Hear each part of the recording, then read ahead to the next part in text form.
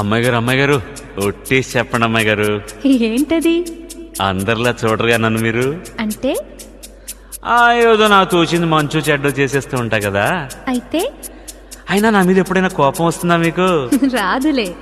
అంటే అంటే నేనంటే నువ్వంటే మీకెంతో నాకెంతో ఇష్టం అన్నమాట. ఇవ్వాలైనా మీరు ఏది అది అమ్మాయి గారు, చెప్పాలి ఏం కావాలో మీరు ఏదో అది అబ్బాయి గారు. నన్నే మెచ్చారు నేనే నచ్చానన్నారు, తీరా అది అంటే ఇంకా ఏమో ఆలోచిస్తారు.